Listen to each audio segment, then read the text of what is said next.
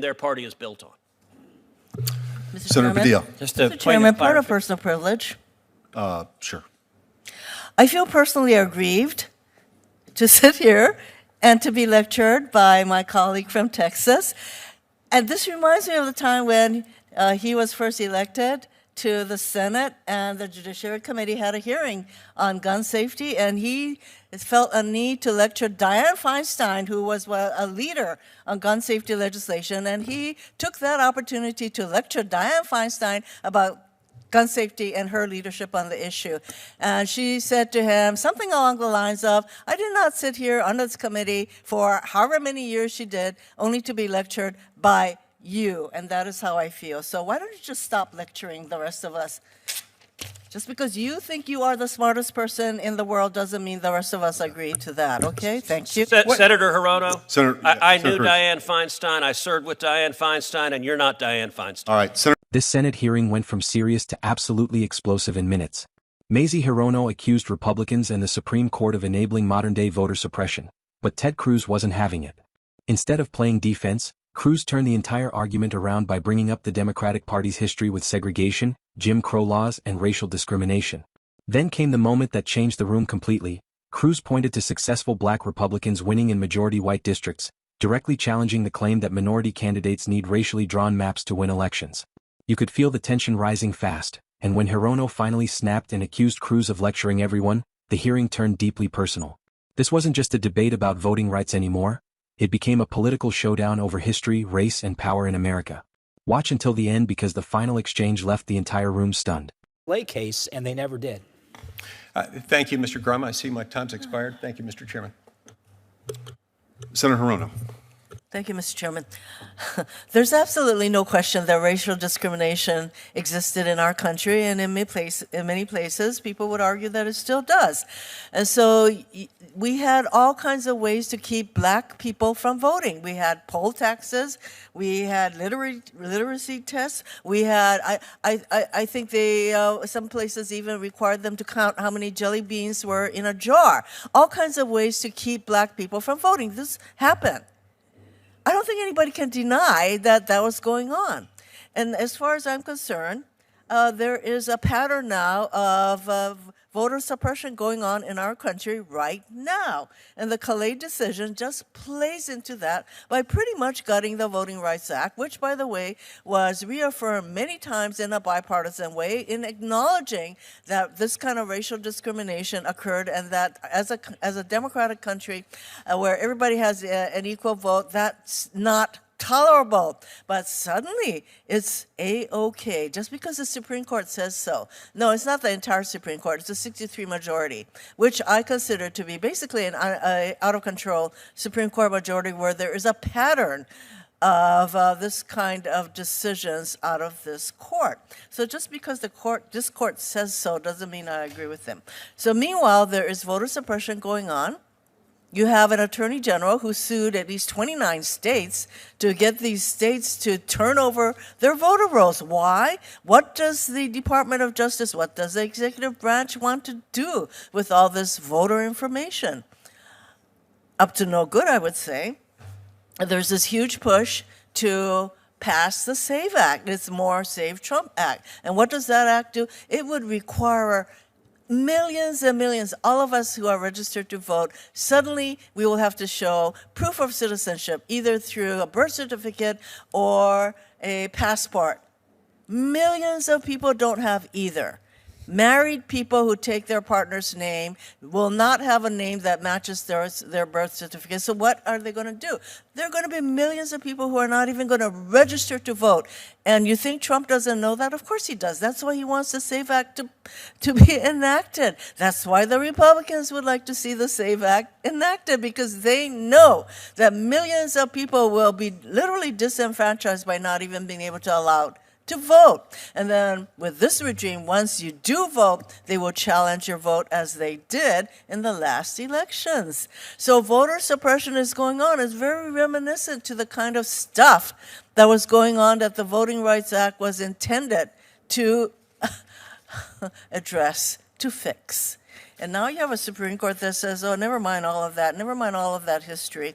And over 3 cases, they succeeded in gutting the Voting Rights Act. And don't tell me that the provisions of the Voting Rights Act still exist in a way that is pretty much unenforceable, because racial gerrymandering is going to be okay unless the legislative body that does the gerrymandering says, oh, by the way, we intend to racially discriminate. Are you crazy? You think that state legislators are going to be that overt about it? Of course not. So you have a Voting Rights Act that you claim is still intact. Please, give me a break. I have a question for Mr. Cox. Last weekend, thousands of people, and apparently you were among them, gathered to protest the Supreme Court's gutting of the Voting Rights Act. The central locations for these protests were Montgomery and Selma, Alabama, and both significant sites in American civil rights history. Mr. Cox, can you put this current moment into historical context for us? For instance, why is this moment reminiscent of when the last Congressman, John Lewis, who many of us consider a friend and hero, led over 600 peaceful protesters across the Edmund Pettus Bridge in Selma, Alabama? Thank you, Senator Hirono, for that question. I think it's reminiscent and reflects the fact that the Voting Rights Act was not given to us. It was not bestowed on us. It really came from the people. And the joke I'm sort of making is that Justice O'Connor used to say there were more lawyers in D.C. than people. I think we sometimes feel that way in D.C. We're on the Hill. Lawyers are at the center of the universe, and that's just not true. If we're going to climb out of this destruction of the Voting Rights Act, the penultimate destruction of our democracy, it's going to require the people. And quite frankly, we're being gaslit. We have a Supreme Court, we have allies of the Supreme Court and allies of the Calais case saying discrimination is over. Obviously not true. We have folks on the ground showing and discussing with us that law enforcement are at the polling places. We have folks not only confused, but being discriminated against right now. And I have to say that to ignore the fact that the people are demanding that Congress respond, that Congress restore the effects test that has been gutted and taken out by Calais would be a mistake. Because folks understand and know what is happening outside in the real world. And they know, particularly black voters know, that they aren't going to return to the 1800s and what we all experienced, or our ancestors experienced, that led us to the Voting Rights Act in the first place. There is so much more to say, but I fear my time is up. Thank you. Thank you. I would point out that my colleague from Hawaii questions whether or not people would be overtly discriminatory in the words that they would say. I will just point out to the California map maker who said the #1 thing he was focused on was creating a racially gerrymandered district. So people do say it. Senator Cruz. Thank you, Mr. Chairman. Just a moment ago, our colleague Senator Hirono said there's a lot more to say, and indeed she's right. And in fact, I want to go back to her comments. She began by saying we have a long history of racial discrimination in this country. That's undoubtedly correct. And then she said, quote, we had poll taxes, we had literacy tests, we even had tests of how many jelly beans are in a jar. Mr. Chamberlain, when Senator Hirono says we had poll taxes, I want to ask you who we is, and in particular, what party was it that implemented poll taxes in the South? I mean, I don't want to necessarily speak in every single case, but I'm pretty confident it was mostly the Democrats. And what party was it that put literacy tests in place in the South? Same answer, mostly the Democrats. And what party was it that had tests like how many jelly beans are in a bottle? The Democrats.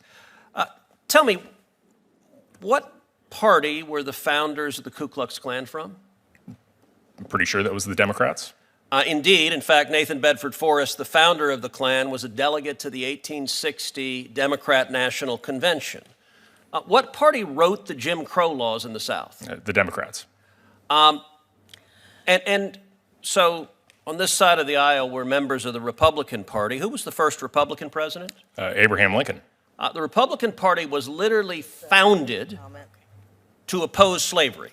We came into existence because slavery was a grotesque evil, and it was President Lincoln, the first Republican president, who signed the Emancipation Proclamation, who won the Civil War, And that resulted in the freeing of the slaves and the passage of the 13th, 14th, and 15th Amendments.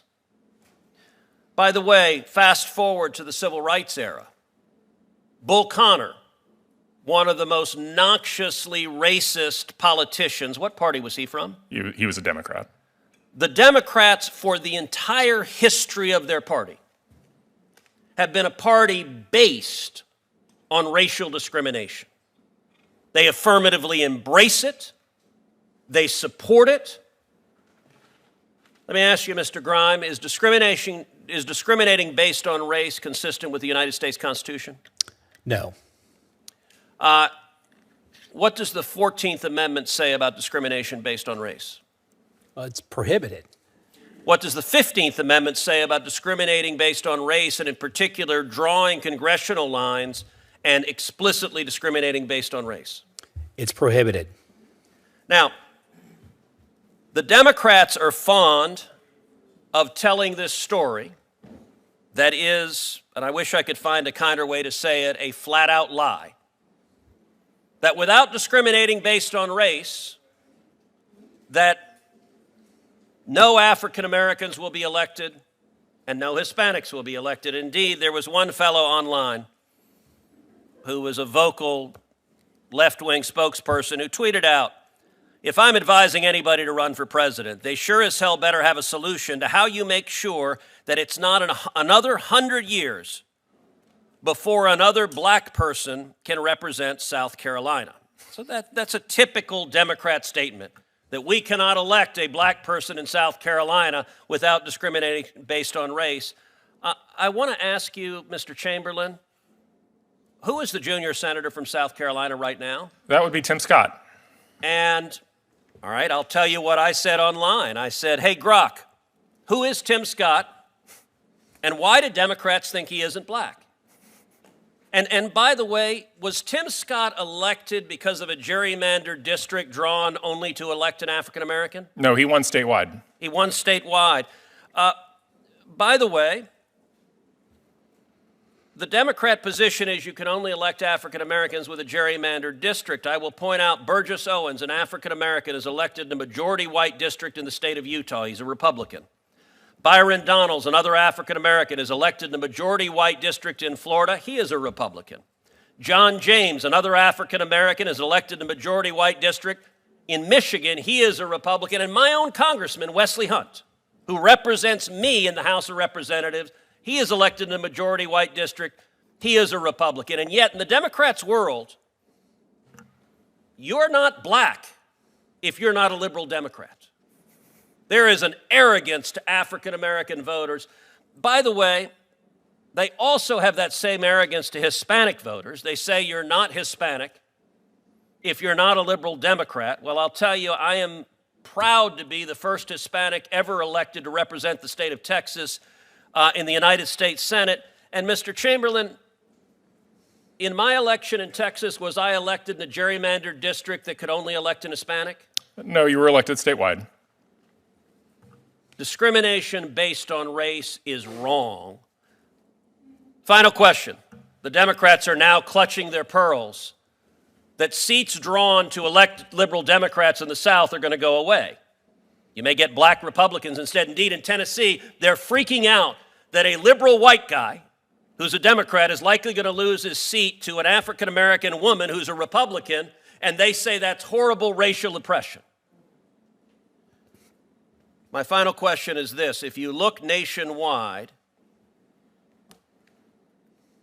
which party has egregiously abused gerrymandering for decades? Both parties are guilty of it, but who has been the worst offender? And in particular, take New England.